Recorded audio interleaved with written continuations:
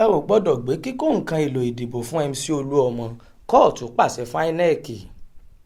Lọ́jọ́ ajé Monday ọ̀sẹ̀ yìí, ilé-ẹjọ́ gíga kan tó wà lérékùṣù Èkó ti pàṣẹ fún àjọ elétò ìdìbò ilé wa INEC pé wọn ò gbọ́dọ̀ gbé iṣẹ́ fífi ọkọ̀ kó àwọn nǹkan èlò ìdìbò láti ibìkan síbìkan fún alága ẹgbẹ́ àwọn onímọ́tò NURTW tẹ́lẹ̀ tó ti di alága ìgbìmọ̀ tó ń ṣàmójútó àwọn gáréèjì lẹ́kọ̀ọ́ Lagos State Park Management Committee báyìí Alhaji Musiliu Ayinde Akinsanya táwọn èèyàn mọ̀ sí MC Oluo.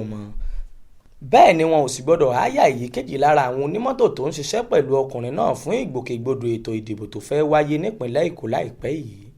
Àṣẹ yìí èyí tí onídàájọ́ Chukwuchekwu Anike gbé kalẹ̀ láàárọ̀ ọjọ́ ajé Monday ogúnjọ́ oṣù kejì yìí wáyé látàrí ẹjọ́ kan tí ẹgbẹ́ òṣèlú Labour Party pè tako INEC ìpínlẹ̀ Èkó pé àwọn kò faramọ́ bí wọ́n ṣe ń gbèrò láti gbé iṣẹ́ fífi mọ́tò kó àwọn nǹkan èlò láti ibìkan síbìkan fún alága ọ̀hún àtàwọn ọmọọṣẹ́ rẹ̀.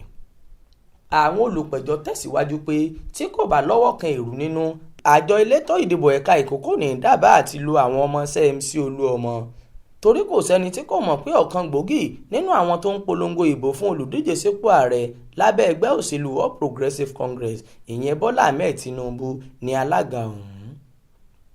Ọ̀kan òjọ̀kan ẹ̀sùn ìwà jàǹdùkú lásìkò ìbò àti ìwà tí kò tọ́ sí ni wọ́n fi kan arákùnrin náà látẹ̀yìnwá bó tilẹ̀ jẹ́ pé kọmíṣánná fún INEC lẹ́kọ̀ọ́ alàgbà Olúṣẹ́gun Agbájé wí àwíjàre tirẹ̀ pé òun kò rí nǹkan búburú nínú fífi mọ́tò kó ẹrù láti ibìkan síbìkan torí wámúwámú làwọn ẹ̀ṣọ́ elétò ààbò yóò wà níkàlẹ̀ láti sọ lílọ bíbọ̀ àwọn èròjà náà kò sì ní sáàyè láti jà. Ó ní iye ọkọ̀ táwọn máa nílò lọ́jọ́ náà pọ̀ ju èyí táwọn lè wà lákàtà àwọn nìkan lọ. Síbẹ̀ adájọ́ kò gba àwíjàre rẹ̀ wọlé. Adájọ́ àlekè ní kí wọ́n tó lè pa àkọsílẹ̀ ètò ìdìbò mọ́ láì yingin tí kò sì ní mú ìfura dání.